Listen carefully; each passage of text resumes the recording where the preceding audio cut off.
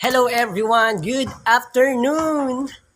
So right now, nandito ako sa house apartment sa Bacoor City, Cavite ang location. Itong kulay dilaw na bahay, up and down.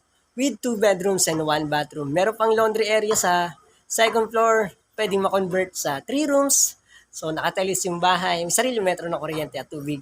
Open siya ngayon. Tara, samahan nyo ako. Papakita ko sa inyo. So yun guys, no, ito. Ayan, pwede kayong magtindahan dyan. Pwede kayong mag-park dito ng sasakyan. Pagpasok natin dito sa loob ng bahay, ayan, meron kayong service gate ito, kaya secured na secured.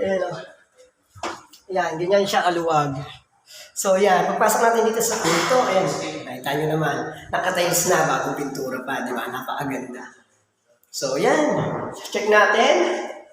Actually, may laundry area dun sa taas, meron din laundry area sa baba. Ito yung CR.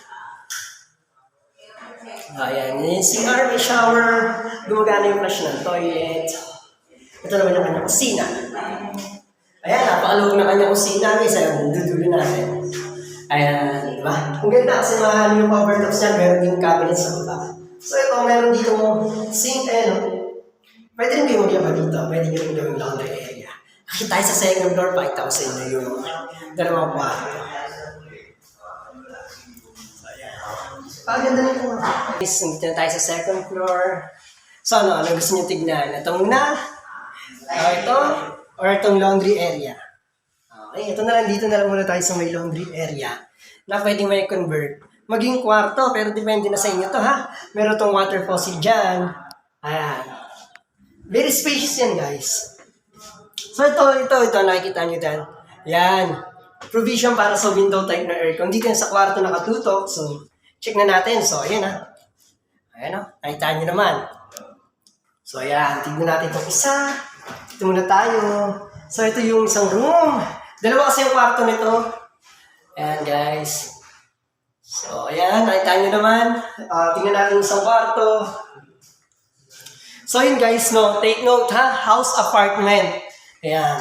House apartment for rent. Pinapaupahan bahay. Ang presyo nito sa nagtatanong, sana masagot ko, yan, 8,000 pesos monthly, guys. 8,000 pesos monthly, napakamura, very affordable nitong bahay na pinapaupahan nila.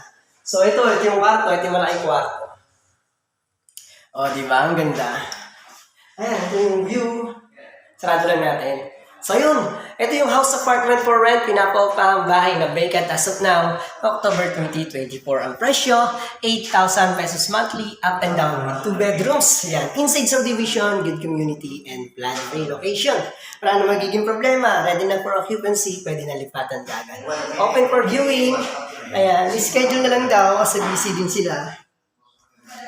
Ang ganda, di ba?